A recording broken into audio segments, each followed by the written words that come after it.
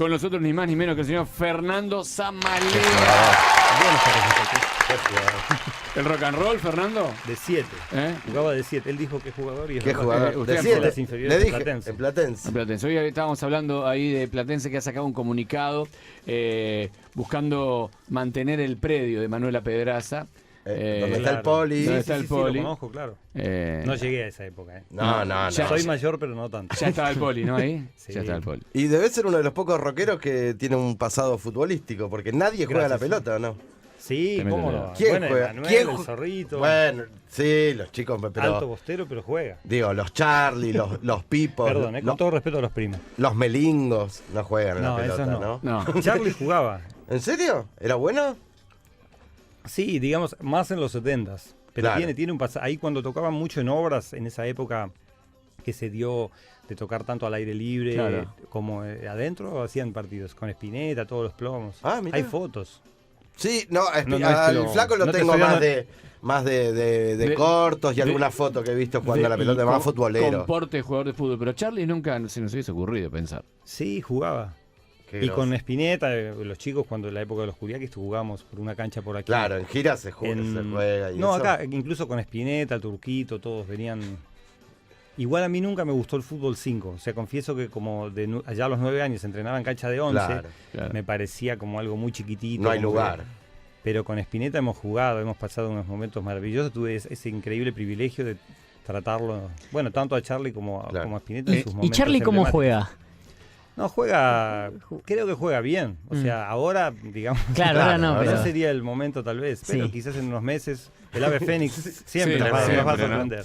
Bueno, Fernando, te ha tocado, vamos a ir y venir, ¿no? Ahora estás presentando un libro, por ahí no lo estás presentando, pero el libro ha causado sensación. Está bueno el libro, un libro que cuenta tu historia dentro del mundo del rock y has tenido la suerte y la dicha de estar al lado de todos.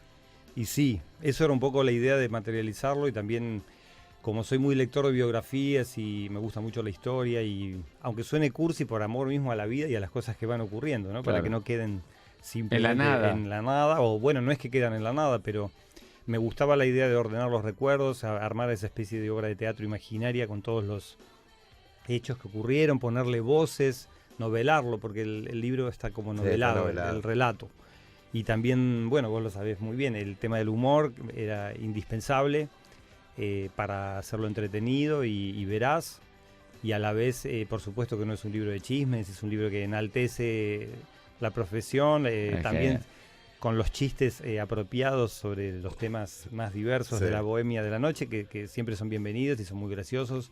¿Te han pedido que en algún momento la editorial o alguien te haya sugerido tendrías que contar tal cosa y vos No, Falta un no. poco más de sexo. No, no. Falta No. un poco más de morbo. Sexo y droga. Había, ¿eh? Sí.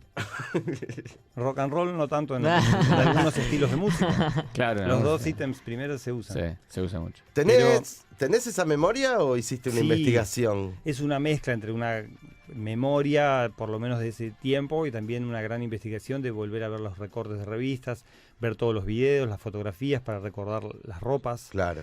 la forma de hablar que se ve, que se escucha obviamente en los videos o las grabaciones que uno pueda tener al alcance. También con la motocicleta iba a los lugares y estoy totalmente convencido que de ver, aunque parezca un poquito extraño decirlo así, pero el halo de las personas en otros tiempos, ¿no?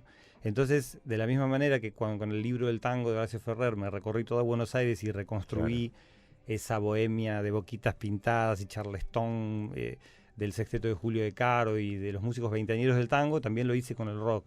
Entonces, volver a los estudios, volver a las esquinas, me hizo de alguna forma imaginar todo eso otra vez. ¿Y qué ibas encontrando? O alguna cosa que dijiste, mirá, no lo tenía tan presente y ha vuelto, volver por ahí a una esquina particular, a un estudio de grabación, a la casa de alguien. Sí, a todos. Me acuerdo perfectamente en la calle Iberá de Spinetta y Charlie charlando en la vereda, sentaditos en un portal.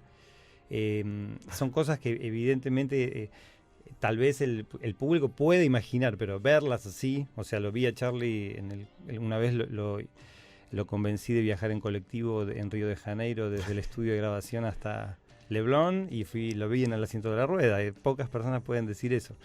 quiero decir, un poco lo estoy diciendo en Sí, broma, sí, sí, pero, sí, pero- pero tiene que ver con la chance de haber visto ese tipo de cosas más humanas y mundanas que tienen que ver con la vida cotidiana, porque la vida no es solo música, ¿no?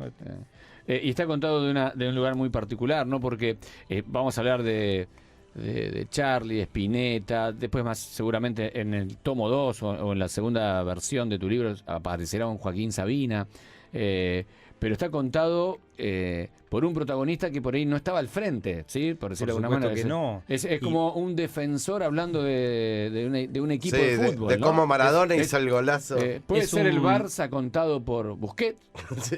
Puede, más que nada, o sea, a mí me gusta escribir con humor y por ende tomar sutilmente ese rol de antihéroe también me Claro. gustaba, ¿no? La forma de ninguna manera es un libro que intenta enaltecer situaciones personales. Tu Más que figura, nada claro. es la intención de contar.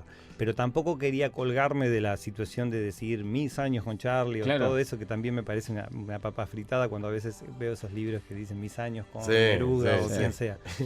Entonces, desde ya que tenía que tomar el rol protagónico para justamente dejar muy en claro que en definitiva el que le intente leer va a leer mi visión, ¿no? No es que soy un historiador del rock, ni mucho menos. Pero como he tenido la fortuna de vivir ese momento tan particular, podía reconstruir también los momentos cuando yo era público, los conciertos de Serú Girán, vi a La Máquina de Hacer Pájaros a los 13 años y paralelamente después de leer Sobre Héroes y Tumbas lo llamé a Ernesto Sí. Sábato y me recibió en su casa, o sea, mezclar no solamente el mundo del rock, sino las películas que me gustaban, las cinematecas, esos coqueteos así vanguardistas con la filosofía de ir a las reuniones de Pedro Pensky o Gurdjieff, o los del Gurú Maharaji o los Hare Krishna, o sea, yo iba a todos lados con los espiritistas, o sea, no era nada, pero a la vez era muy curioso por leer y por interiorizarme en ese tipo de grupos. Entonces no es un libro solamente de rock, ¿no? Desde ya. No, yo recién hacías referencia a eso y lo contás como si no te hicieras cargo de que tenías que estar ahí porque eras el mejor baterista o porque como No. que las cosas pasaban, me encontré con uno, me dijo venite a tocar es y qué que sé yo. lo Entiendo peor que es no es te todo quieras verdad. enaltecer, ¿no? Pero No, lo peor es entendés que sos bueno y que estabas ahí por sí, algo, ¿no? No me pondría en el lugar del mejor, pero sí, digamos, el destino juega sus cartas, ¿no? Y también sus varitas y sus galeras. Entonces, de alguna manera siento que misteriosamente a algunas personas nos toca eso, como a ustedes les ha tocado el rol de estar ante un micrófono Claro. todos los días aquí. Pero sí sabía que lo podía hacer muy bien, con mucha dedicación y sobre todo con mucho amor a la causa, ¿no? Y sin buscar el virtuosismo baterístico, sino más bien enaltecer la canción. Creo que ahí estuvo el secreto, que si bien yo crecí, Pollo Raffo, que es un gran pianista, Claro. fue una especie de padre musical para mí, pero por otro lado, yo crecí un poco en la época del virtuosismo, y cuando no me salía... Claro, todos los me di nenes cuenta- tocaban ahí. Cuando no me salían las cosas difíciles intenté hacerlo lo preciso y contundente. Y por suerte, ya sea por un equilibrio cerebral o algo misterioso, pero me salió bien eso, lo de tocar fuerte y preciso. Entonces justo coincidió con el momento de los años 80 que la tendencia era esa. Pedía eso, claro. Y ahí fue como que tuve mi lugarcito, ¿no? En principio gracias a Andrés Calamaro, que fue el primero Claro. que confió en mí y me llevó a grabar Vida Cruel. ¿Cómo fueron esa historia? Porque te tocaba tocar con todos, pero digo, arrancás con Andrés. Él fue el primero que nos hizo jugar en primera, desde ya que veníamos con un underground así importante, con Richard Coleman, con Gustavo, cuando en el despunte de Soda Stereo, compartimos Fricción con Cristian Basso, hicimos Clap con Diego Frenkel, Sebastián, también Cristian, Beno. O sea que ¿Tuviste un acercamiento a Metrópoli también? también el Con- acercamiento de te Metrópoli que tiene rebotaron, ¿no? esa pero justamente es que yo haya sido quitado del primer disco, de la primera chance que tuve para grabar, era un poco como hacerle un guiño a los chicos y decir, bueno, evidentemente, si es que le sirve a alguien, ¿no? Desde ya, evidentemente que salga algo mal a veces te puede fortalecer y te puede brindar otras posibilidades, porque tal vez hubiese sido el baterista de Metrópoli y no hubiese, porque ya a los Claro, pocos meses claro. estaba haciendo lo de Clap, Fricción y lo de Calamaro Y no paraste más. ahí nomás lo de Charlie. Un año y medio después de eso estábamos de gira con Charlie, o sea que siento que la vida me dio esa gran enseñanza y a la vez esa gran posibilidad, ¿no? ¿Cómo era tu casa? Porque era una época donde hoy un pibe dice, che, voy a ser baterista, o voy a hacer un programa de radio, o voy a hacer... Pero en esa época no era tan común. Los viejos te decían, y bueno, pero además estudié una carrera. Me apoyaron un montón, sabían que yo era un poquito raro, a pesar de que ellos eran muy... ¿Ya eras raro de muy chico? formales. Sí, podía hacerlo, con sentido común. ¿Había hermanos respetuoso. en casa? No. Hijo único en los monoblocs de Saavedra, calle de Tierra, o sea, Sí. habían un momento particular de la Argentina también. Pero por otro lado, estudiaba para maestro mayor de obra, de hecho me recibí en el Ragio ahí los 6 años y hacía el mundo de la música y el del fútbol en paralelo, las 3 actividades. ¿Jugaste en inferiores? En inferiores de Platense. Y sabía que tarde o temprano, creía mucho en el poder del deseo, aunque no quiero sonar como un libro de autoayuda, pero desde ya Bueno, pero está bien. que creía mucho en el poder del deseo y sabía que quería estar ahí. Yo no sabía ni que los músicos cobraban cuando empecé a tocar con la música a los 6, 7 años, con Sandía Eléctrica, mi grupo. Y tenía esa especie de... ¿Siempre batería? Siempre batería. Estudié un poquito de piano, pero bueno, es muy particular las clases de piano que tuve. Que bueno, en el libro está contado de forma graciosa todo lo que ocurrió con cuestiones sentimentales de por medio. Claro. Pero creía fervorosamente en que tenía que funcionar y sobre todo estaba fascinado por todo lo que veía. La presentación de Yendo de la Cama al Living, Claro. Spinetta Jade, Serú Girán, había seguido la carrera de Serú Girán. Entonces realmente deseaba muy, muy apasionadamente estar ahí, o por lo menos, qué sé yo, tener esa especie de chance. Las puestas de Renata Yuyen, no sé. ¿Ya no hay más esas cosas? ¿Se Sí. puede llegar a vivir o desde otro lado hay que hacer eso, Pienso ese que viaje? sí. Quizás los chicos de ahora lamentablemente no tienen solistas tan poderosos como para aspirar a tocar. Claro. Cuando yo era chiquito deseábamos tocar con Spinetta o con Charlie y tal vez ahora no hay solistas que ocupen el lugar. Y si lo hay, que pueden ser los Fito o Andrés o Calamaro y Páez, no digo. Si lo hay, son personas que también no son los jóvenes, ¿no? No, Sería claro, ya lindo, sería muy lindo que los chicos escuchen a los chicos como sería la lógica, ¿no? Muchas veces nos preguntábamos eso con Gustavo cuando salió Ahí Vamos en las giras, ¿no? Él mismo se sorprendía de tener en su público a chicos de 17 y 18 Claro. años y ver que aún así, siendo nosotros cuarentones largos como éramos en ese momento, saber que la juventud estaba ávida por eso y no por cosas actuales, ¿no? De gente más contemporánea a ellos. Pero Gustavo era muy moderno también. Por supuesto, hasta el pero último día. Me digo. refiero, obviamente, no, ¿cómo voy a estar cuestionando No, eso? no. Solo que digo que generacionalmente Claro, sí, se era entiende. de otra. Se entiende. Nosotros cuando éramos adolescentes escuchábamos a Le Bon, Charlie, que tenían 30 años. Claro. Spinetta tenía 32 años y bueno, y él ha dictado cátedra desde los 18 Claro. con Almendra. ¿Qué te voy a decir de Artaud a los 23 y tantas cosas que ni haría falta mencionar ahora, ¿no? Entonces, tal vez lo que pueda ocurrir a futuro es que venga una generación que vuelva, que retome la pasión por escuchar músicos o artistas no tan lejanos en cuanto a En cuanto a generación, edad, ¿no? Claro. Hay muy buenas anécdotas. Te subiste con Charlie en moto. Manejando Muchas a veces. él, ¿no? Y no manejando vos. yo también posteriormente. Sí, pero es más. Sí, Me da sí. más miedo Lo que tuyo- maneje él, ¿o sí, no? lo tuyo está bien. De hecho, entraste con un casco por lo menos. a la inconsciencia juvenil, claro. 80, año 80. Exactamente 85. Claro. Y De inconsciencia juvenil. Charlie se había comprado una Yuki en el momento posterior a grabar Piano Bar, cuando todavía estaba así un poquito, se vestía con un sobre todo largo gris con agujeros, era como un clochard de clase alta, ¿no? Y Charlie no maneja, ¿no? autos no. La moto la manejaba relativamente bien, pero también hay que entender que Los Ángeles Protectores pusieron lo suyo, Claro. tanto en el caso de él como en el mío, que somos personas con muchos ángeles. Pero yo me animaba, era como, bueno, estábamos ahí en su casa, vamos a Freedom, a Fire, a las discotecas de los boliches así, que de Rainbow, no sé, ustedes no habían nacido quizás, Sí, ya todo. pero yo a PRI de a mí de Ciudad de La Paz. todavía no estaba Pridamí, para darte una idea, mira. Estaba, Pero, claro. claro, era un poquito antes. Creo que ese mismo año abrió el primer Pridamí. Mira. Y entonces me gustaba la cuestión de recorrer así en moto. Después lo he llevado muchas veces. Y ya en Río de Janeiro, bueno, por última vez lo vi manejar un poquito una Honda 125 que compró. Y finalmente creo que no ha vuelto a manejar una motocicleta. Espero que no lo haga. Pero no se la dio nunca, ¿no? No. Fuerte dio de dársela. No. Él tenía, no sé, creo que es uno de los pocos casos en el mundo, si no el único, que pueda tener ese tipo de coqueteos con los extremos y a la vez salir ileso y airoso de todas esas situaciones. ¿Vos estabas en la gira de la pileta?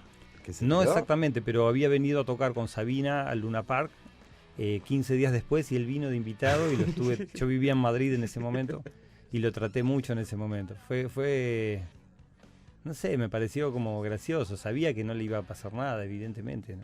La hace, ¿no? La de la pileta le gustaba siempre. Siempre se no tiró. de tan alto, pero siempre. Igual probaba, ¿viste? Tiró primero la mesita de luz. Un pinocho de madera. Sí. A ver, es muy bueno. ¿Cómo fue esa historia?